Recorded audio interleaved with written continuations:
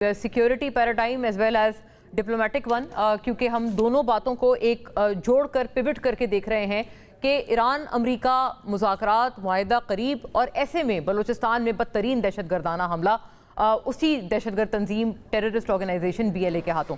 Over to our guest in this particular segment, major general Zahid Mahmood साहब अपने तमाम तर डिफेंस विजडम के साथ हमसे जुड़ते हैं इस मामले पर। बहुत खुशामदीद आपको सर। और जौहर सलीम साहब नाजरीन, farmer ambassador of Pakistan with all his diplomatic wisdom on the matter, joins us in this part of the broadcast. आपको भी बहुत वेलकम एम्बेसडर साहब। And if I may begin with you, क्या ये सिर्फ कोइंसिडेंस है कि आज का दिन इसका ये इंतखाब किया गया जब बिल्कुल एक गुज़िश्ता रात पहले ये दोनों ईरानी हुकाम और अमरीकी हुकाम ने एक तरह की तस्दीक कर दी थी that a permanent agreement is very near? जी देखिए, बिल्कुल। अच्छा, मैंने अभी कल अपने कमेंट्स में कहा था कि देखें, बिल्कुल ये बयानात भी आ गए हैं कि जी कि तकरीबन सारी चीज़ें जो सी हैं वो नेगोशिएट हो गई हैं और तकरीबन मुकम्मल है। लेकिन फिर भी मैंने कहा था कि there is many a slip between the cup and the lip वाली बात होती है कि इस तरह की जो चीज़ें हैं, it's not done until it's done. तो उसमें आखिर में भी कई चीज़ें ऐसी निकल आती हैं कि जिस पे फिर थोड़ा सा कई बार फिर जो है कुछ मुश्किलात पैदा हो जाती हैं, फिर उनको आपको उस पुल को भी अबूर करना पड़ता है। तो अभी भी जो हम देख रहे हैं, देखें, एक तरफ तो बहुत सारी बातों पे लगता है कि दोनों के पोजीशंस एटलीस्ट इस हद तक करीब आ गई हैं कि एक फ्रेमवर्क अंडरस्टैंडिंग जो वो हो सके, और जिसके बाद फिर मुफस्सल मुज़ाकरात होंगे। लेकिन उसमें क्या दो तीन चीजें जो अहम थी, एक ये थी कि जिस तरह मैं बारहा कहा कि ईरानियंस जो हैं वो तभी मानेंगे अगर उनको अपफ्रंट कोई सैंक्शंस रिलीफ मिलेगी और कुछ उनके एसेट्स अपफ्रंट अनफ्रीज होंगे। तो अपफ्रंट का मतलब ये कि बिल्कुल शुरू में ही जैसे कोई चीज वो साइन करें तो। और वही बात अब सामने आई है कि एक तरफ तो वो बात चल रही है कि जब ये 2 महीने का जो अरसा होगा बीच में, जिसमें फिर एक ये मुज़ाकरात होंगे, बेशक वो 30 दिन के लिए, ये 60 दिन के लिए, लेकिन वो सीज़फायर तो 60 दिन के लिए फिर उसको वो कर देंगे। तो उस दौरान में ईरान को सैंक्शंस रिलीफ में जो है, इसमें जो अभी तक अंडरस्टैंडिंग चल रही है वो मिल जाएगी। साथ ही साथ उनके कुछ एसेट्स अनफ्रीज करने की भी बात हो रही है। वो $25 अरब चाहते थे, तो उसमें से शायद $6 अरब बिल्कुल शुरू में अपफ्रंट साइन करते ही। लेकिन अब मसला क्या है? मसला ये है कि साथ ही साथ ईरान जो है वहाँ पे खुसूसन जो, अब देखिए, मैं ये बात करता रहा हूँ हमेशा, और एक वक्त था कि बहुत से मुबस्सिरीन ये बात यहाँ पे मानने को तैयार नहीं थे कि जी वहाँ पे मुख्तलिफ आरा हैं ईरान में।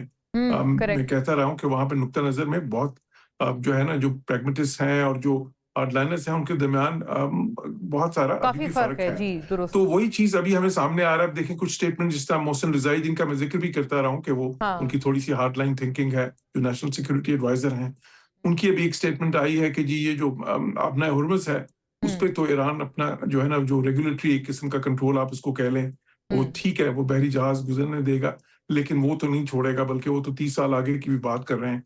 तो इसी तरह जो है ना, दूसरी आवाजें भी वहां पे वहां से इस तरह की आ रही हैं कि जिससे ये लगता है कि वो अपना हुर्मुज़ पे वो पहले वाली पोजीशन में उसको वापस जो है ना, जो कि जिसमें कि कोई ईरान का किसी किस्म का दखल नहीं था, वहां से जो शिपिंग जो सारी शिपिंग फ्लो था उसमें उस पे वापस जाने को तैयार नहीं है। तो मैं समझता हूँ कि ये एक ज़ाहिर अभी मसला है जिसको हल करना होगा, इससे पहले कि कोई जो है इवन इंटरम जो एक अंडरस्टैंडिंग राइट, मतलब आपने कई सारे एम्बेसडर साहब आपने स्लिप्स को आइडेंटिफाई किया है जो कि अभी भी हल तलब हैं। मदल साहब, ओवर टू यू प्लीज। आप इस मामले को कैसे देखते हैं? अभी भी आपको लगता है कि अमेरिका ईरान वाला मामला डोलड्रम्स में है, और दूसरा ये जो साथ बलोचिस्तान वाला मामला है, क्या ये आइसोलेशन में है या कनेक्शन में है?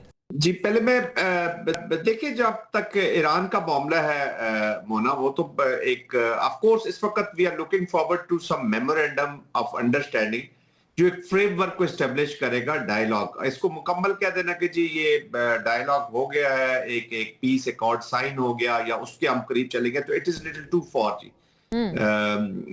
न्यूक्लियर के इश्यूज हैं, हुर्मुज़ के इश्यूज हैं। अगर ये इस वक्त एक अंडरस्टैंडिंग हो जाती है और दोनों पार्टीज जेन्युइनली इस नतीजे पर पहुंच चुकी हैं कि इसको एड्रेस किया जाए, और थोड़ा सा कॉन्फिडेंस जो है वो बहाल हो जाता है with unfreezing of assets, moving away of the forces, जो डिप्लॉयड फोर्सेस है, क्योंकि इस वक्त तो बैटल पोजीशंस में وہ بھی تھوڑا سا ٹائم لیں گی, نکلیں گی اگر فورسز وہاں سے, تو پھر تھوڑا سا کانفیڈنس بحال ہونا شروع ہو جائے گا. دیکھیے دونوں اس نتیجے پر تو ضرور پہنچ چکی ہیں دونوں پارٹیز, وہ جتنا مرضی کلیم ریکلیم کاؤنٹر آرگومنٹ کرتے رہے کہ military is not bringing them the solution. Military solution کرنا ہوتا تو شروع میں ہی ملٹری سولوشن ان کو دے دیتی, چیک میٹ دے دیتی, اپنا نوشن آف وکٹری لکھتے اور ناٹ برنگنگ. اب یہ جو کورسو اکنامک کوریجنز ہیں, یہ چیزیں سامنے آ رہی ہیں, جو وار کی بھی جو ایکٹس ہوئے ہیں وہ بلاکٹس کی شکل میں ہوتا ہے. اگر یہ بلاکٹ کھلتے ہیں تو I think slowly and gradually ہم آگے جا سکتے. باقی دونوں ممالک میں ہارڈ لائنرز بھی ہیں, لنڈزے گرام جیسے لوگ بھی ہیں, مارک پومپیو وغیرہ. آف کورس یہ تو پولیٹکس ہے. ایران کے اندر بھی کمپلیکس سسٹم ہے, ایک کیپیٹیشن ہوئی اتنی بڑی لیڈرشپ کی, لوگ کچھ ایموشنل بھی ہیں, کچھ فیوچر کو دیکھ رہے ہیں.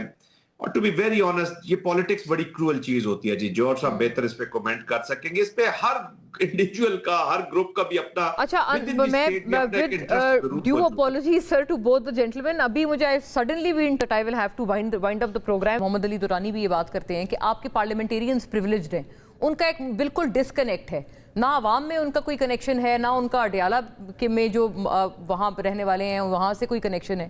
Why this? دیکھیں میں ہمارے پارلیمنٹیرینز کی تو بات نہیں کرتا, میں پارلیمنٹیرین جو ہے وہ نہیں ہوں, لیکن اگر آپ نے مجھے 24 کے الیکشنز یاد کرا دیے, اگر آپ رینٹ پارلیمنٹیرین والا جو ہے وہ نظام لائیں گے نا, تو پھر آپ کے پاس جنرلی پارلیمنٹ میں کلچر بھی کرائے کے پارلیمنٹیرینز کا ہوگا. ٹھیک ہے جی, ان کی والے اب نہیں, میں نے کہا کہ میں پی ٹی آئی والوں کو نکال رہا ہوں, باقی وہ جو ہے ٹھیک ہے جی. پہلی چیز. دوسری چیز یہ کہ اگر ہم نے دہشت گردی کا مقابلہ کرنا ہے, then we cannot just keep skeletons in our closets. ہمیں کچھ چیزیں, اب آج بڑا ایک سیریس واقعہ ہوا, اور یا تو ہم ان چیزوں پہ سیریسلی بات کر سکتے ہیں, اور اگر ہم بات نہیں کر سکتے تو پھر ان کی حکومت ہے یہ ختم کرتے ہیں. اور وہ بات کیا ہے کہ بی ایل اے جیسے آرگنائزیشن کے لیے کوئی سپیس نہیں ہونی چاہیے. This is a black and white statement. لیکن ہماری افغان پالیسی پہ ڈیبیٹ ہو سکتی ہے, لیکن وہ گروپس جو کہ ریاست سے ناراض ہیں اور جن کے کچھ گلے ہیں اور جن کی کچھ پوزیشنز بالکل غلط ہیں, اگر وہ آئین کے دائرے سے باہر نہیں ہے تو ہمیں تاریخ دکھاتا ہے کہ ان کو ہمیں ریاستی ڈھانچے کے قریب لانا چاہیے. یہ کہتے ہوئے میں کوئی غلط بات نہیں کرتا. پی ٹی ایم کے حوالے سے بہت ہی ہاسٹائل تھی بالکل. دیکھیں میرے خیال میں ہم نے کبھی بلوچستان میں اور فاٹا میں ان ایشوز کو ٹھیک طریقے سے نہیں ڈیل کیا. اگر ٹھیک ڈیل کرتے تو قبائلی اضلاع کی مرجر کی ضرورت نہ پڑتی. گورنمنٹ میں بھی نہیں ٹھیک ڈیل ہوا. ہم نے جنرلی 80 سال میں نہیں ٹھیک کیا, کیونکہ اسلام آباد کا ایک مائنڈ سیٹ ہے, پاکستان کی ایک وفاقی سوچ. آج بھی ہم بات کر رہے ہیں کہ صوبے جو ہیں وہ اپنی گورننس ٹھیک نہیں کرتے. 28ویں ترمیم میں جو ہے وہ ان سے حقوق بھی لے لیں, ڈپارٹمنٹس بھی لے لیں, اور 18 سالہ بچوں سے ووٹ بھی جو ہے وہ لے لیں. جھگڑا صاحب بات یہ ہے کہ ساری باتیں پرنسپلڈ باتیں یاد آتی ہیں while you are sitting on the opposition benches. جب ٹریجری بینچز پہ ہوتے ہیں تو یہ باتیں بھول جاتی ہیں. میں تو یہ باتیں ٹریجری بینچز پہ بھی کرتا ہوں. یہ ایون مطلب یہ پی ڈی ایم وغیرہ میں بھی آپ کو پتہ ہے. میں آپ کو کہہ رہا ہوں جس دن ہمارا سیاسی کلچر چینج ہو جائے گا نا, تو پھر جو بندہ ٹریجری اور اپوزیشن بینچز دونوں پہ یہ باتیں کرے گا وہ 10 میں سے 1 نہیں ہوگا, وہ 10 میں سے 7 ہوں گے, اور اس سے پاکستان کی ریاست مضبوط ہوگی. اچھا, ایک